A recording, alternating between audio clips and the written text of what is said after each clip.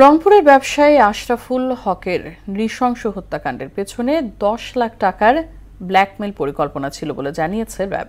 সকালে এক ব্রিফিংয়ে সংস্থাটি জানায়, আশরাফুলের কাছ থেকে মোটা অঙ্কের টাকা হাতিয়ে নিতে শামীমাকে দিয়ে প্রেমের ফাঁদ ও ব্ল্যাকমেইল করে বন্ধু জরেজুল ইসলাম। যদিও পুলিশ বলছে ত্রিভুজ প্রেমের বলি হয়েছেন আশরাফুল।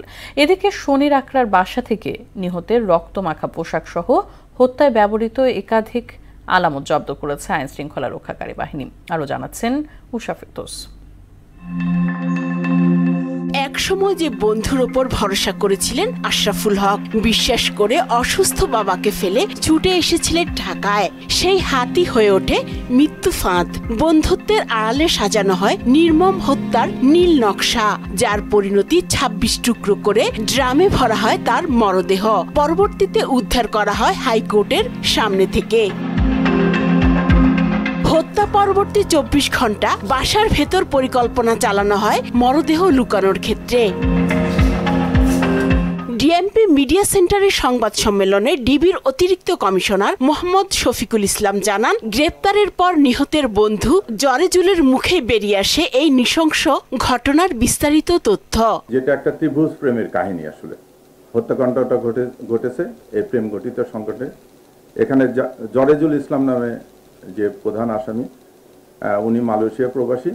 উনি মালয়েশিয়া থাকা অবস্থায় সোশ্যাল মিডিয়ার মাধ্যমে একটি অ্যাপসের মাধ্যমে প্রায় 3 বছর সামথিং আগে এই কুমিল্লার একজন শামীমা আক্তার কোহিনুর নামে এক মহিলার সঙ্গে তার পরিচয় হয়। এই ঘটনায় মাস্টারমাইন্ড হিসেবে প্রেমিকা শামীমাকে গ্রেপ্তার করেছে র্যাব। তার কাছ থেকে উদ্ধার করা হয়েছে ব্যবহৃত গুরুত্বপূর্ণ আলামত। পূর্ব পরিকল্পনা অনুযায়ী ভিকটিম আশরাফুলকে শামীমা মাল্টার শরবতের সাথে ঘুমের ওষুধ খাইয়ে হালকা অচেতন করে, যাতে বাইরে হতে জরেজ অন্তরঙ্গ মুহূর্তের ভিডিও ধারণ করলে আশরাফুল তা বুঝতে না পারে। পরবর্তীতে যখন একান্ত সময় কাটায় তখন জরেজ বাইরে হতে ভিডিও ধারণ করে থাকে।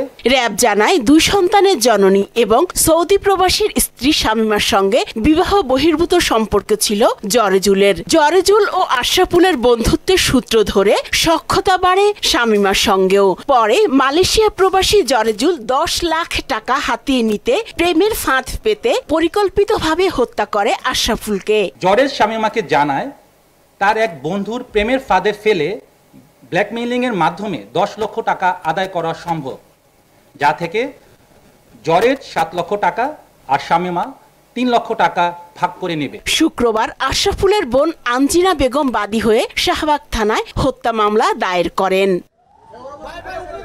উষা ফেরদৌস, মোহনা সংবাদ, ঢাকা।